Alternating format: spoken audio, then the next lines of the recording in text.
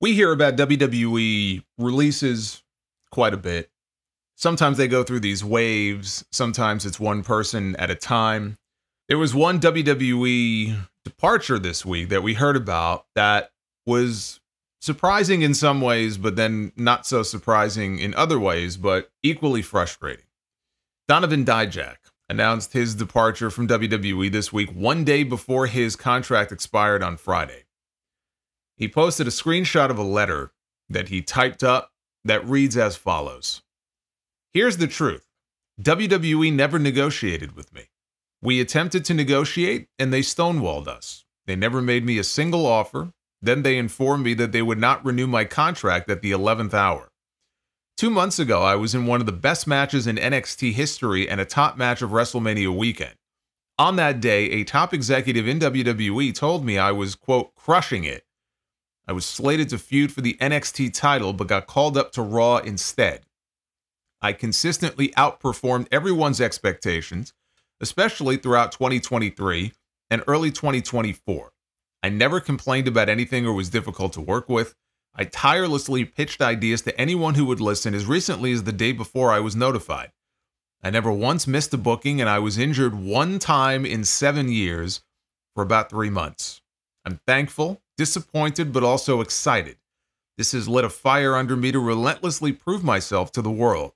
All I ever wanted was a fair shot, and now I have the opportunity to go out and take it. That's enough talk. Now it's time to do or die, Jack. My last day under a WWE contract is June 28th, 2024. Bookings and interviews, you could email him at bookdiejack@gmail.com. Get ready to feast your fucking eyes. Signed, Donovan Dijak. He also tagged Tony Khan, AEW, Tommy Dreamer, TNA Wrestling, and New Japan Pro Wrestling in his tweet. Because his deal expired, he's free to sign anywhere he wants right away. All of those companies should have an interest in a 6'7", 260-pound guy who can wrestle the way that Dijak does. This was a swing and a miss by WWE. And the reason, by the way, that he put that letter out and he went into detail about all those things, because again, there's a lot of people online who are, jumping on him and criticizing him as being bitter. And, now that he's no longer under a WWE contract, he's become public enemy number one with all of the wackos out there. You know who I'm talking about. There's definitely a contingent of wackos on both sides where when you leave, especially if there's any hint of animosity there, it's like, oh, well, this guy, he was difficult to work with, or he sucked, or, too bad, you're not good enough, all these things, right? Because you're not on the team anymore.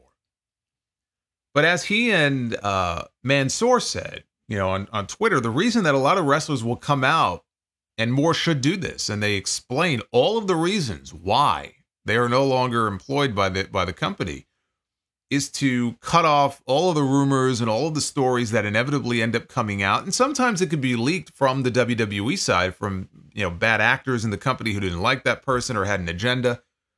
And then you have to be reactive instead of proactive in responding to this stuff. I mean, how many times did we hear about people who left WWE, were fired from WWE? We heard this about Bray Wyatt. When they cut him back in 2020, it's like, oh, he was difficult to work with. Or 2021, I guess maybe it would have been. Oh, difficult to work with, difficult to work with. Right? Everybody's difficult to work with until they come out and say, well, actually.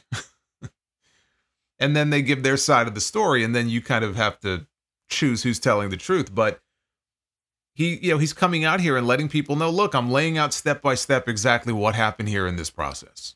So I can cut off the rumors and the speculation and all of these different things. That's why he put that letter out. This was a swing and a miss by WWE. He was destroyed by that retribution garbage. That was their great idea for him. T-Bar.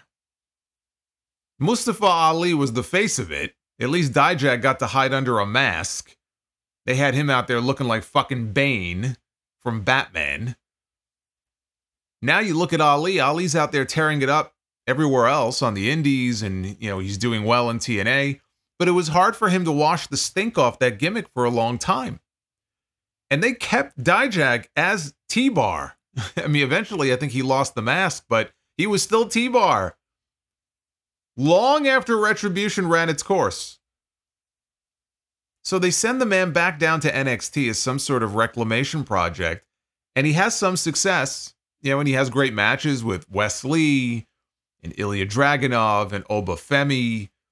2 years they spent rebuilding this guy. Then they draft him back to Raw without a plan. And it was then that he knew he was fucked. He did an interview with Fightful, his first interview this week. He's talking to Sean Ross Sapp. This is what he revealed in the interview. I'm sitting there during the draft. The draft is a shoot. Nobody knows what's happening. I'm watching the names. There's this angel and demon on my shoulder. Part of me is sitting there grumpy because I thought it would be funny, and I'm in character. Why would I stand and applaud? Internally, I'm thinking, you've been told there are plans for you to be in the main event picture for the NXT Championship. Also, your contract is up in a month or so. There is an argument in my head. Do you want to stay in NXT with Trick Williams and have this cool feud? Will they renew you in NXT? That would be weird and an awkward conversation. You're on a main roster contract still. It's a weird middle ground. I watch the names get listed off as they keep going. I'm like, uh-oh. I'm thinking the further this goes, the more likely I am to be in the supplemental draft. If I'm in the supplemental draft, I'm fucked. It just means we don't care. I'm watching the names. They get to the last name. Maybe if it's on TV, it's salvaged, I'm thinking. I think the last name is Blair Davenport. Everyone is clapping. Please, still be in NXT, is what he's thinking. Whoever was doing the announcing there were like, we have one more announcement. The second I heard those words, everything clicked together. I'm so screwed. I texted my wife or friends or all of them. I think I'm completely screwed. I'm connecting the dots. My contract ends in 1 month. They're going to call me up in the supplemental draft. That means they don't have anything for me. That means I'm going to come down to the wire. That means they're going to bend me over the barrel or fire me. I'm connecting all these dots. Meanwhile, there are cameras on me and I have to play pretend that I'm happy. In a sense, I am, because they're cheering for me and supporting me. I'm like, none of these people know what I know. Maybe they did, but certainly not the talent. I didn't just go to NXT. I went back to the Performance Center. I live in New Hampshire. I'm flying down to the PC weeks at a time to train with people, do classes with the younger kids, and give back. I'm all in on this Performance Center lifestyle. They're all shoot happy for me. In my head, I'm like, I'm fucked. I try to stay positive. You're on Raw. Maybe there's a plan. I go to the first Raw. There's nothing on the sheet. You start playing the WWE game. Maybe it's this, maybe it's that. The more you try to justify it, the more you go deeper into your brain. Yep, you're fucked. And we've seen this story before. Shawn Michaels wants to use someone who isn't being utilized on the main roster. We've had Shawn on some of these NXT scrums talk about how he'll go to Hunter and say, hey, can I use this guy? Can I use this girl? And people who aren't being utilized on the main roster, he'll come up with a plan for them. He's got plans to use them. He's got plans to put a championship on them, even because I'm all but certain that had they not released Mustafa Ali when they did, he was going to beat Dominic Mysterio to win that North American title.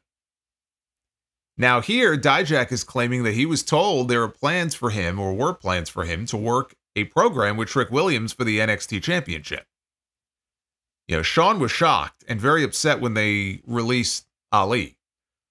And I'm sure he feels equally as bad for Dijak, because at least in NXT, he tried with him. He also confirmed in that interview that he was still on a main roster deal. That's something I was wondering about, because I think that may have been what ultimately did him in. If he was being paid main roster money still and wasn't being used, then he was expendable. And I mean, everybody on that roster is expendable, but you're a lot more expendable if they're not doing anything with you.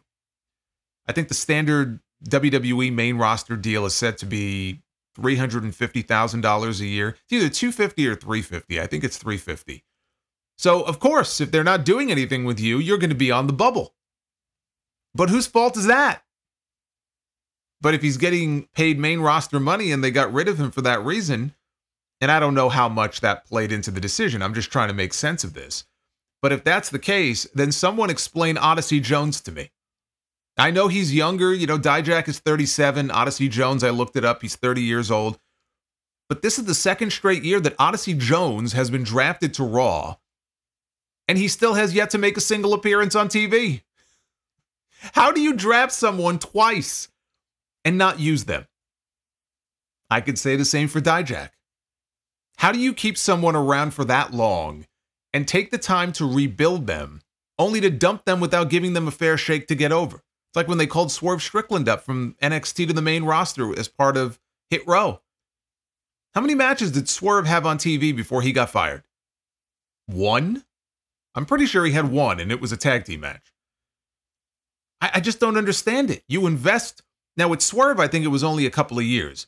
Dijak has been in the system there for 7 years. I mean, it's just unbelievable to me. To not even give them a chance. You don't know if they're going to get over on the main roster with a different character. I mean, he didn't get over as T-Bar. I mean, fuck me, I can't imagine why. He never got a fair shake to even try to get over and make money. Why call him up in the first place without there being a plan for him? Damian Priest is going to be kicked out of the Judgment Day soon. What if Dijak replaced him? Right? I mean, that's just one idea, but I've listened to this guy speak. There's a personality there that we never really got to see. Why not let him show it? His in-ring work speaks for itself. It's not like he can't work. He can work circles around most people. It's just all such a waste to invest 7 years in someone without ever really finding out whether or not they can make real money. And you can get a reasonable return on your investment in this person. That's just bad business. Now, like I said, he tagged AEW, TNA, and New Japan in his tweet. There are a lot of guys right now working with those companies who are not exclusive to them. They're working multiple places. They're working more now than they were when they were in WWE. Look at Ali. Look at Nick Nemeth. Fucking AJ Francis is working TNA, MLW, and the NWA, for God's sake. Look at the career Matt Cardona has made for himself, working independently. There is life after WWE. And I think Dijak should do well. But I think New Japan could be a really good landing spot for him, especially with some of the foreign talent they've lost over the past year. I could see him excel there. I just don't know what kind of money he would be looking at there as compared to what he could have made before the pandemic just decimated them. And hey, look at someone like Drew McIntyre. You never know. You just never know. Look at Drew McIntyre. He got fired. He was in a mid-card gimmick, and he got fired. He came back a much bigger star than when he left. And I'm not saying Dijak is the next Drew McIntyre, but I'm just saying he's a talented big man who got saddled with a shit gimmick. Somebody is going to pick him up, and he will have the chance to prove how high up he can go. Is that main event material? Maybe, maybe not. But surely there's a spot for him out there to excel and showcase the skills that he does have and to show what he can bring to the table. I look at it like this: the best revenge is success. I hope he finds it.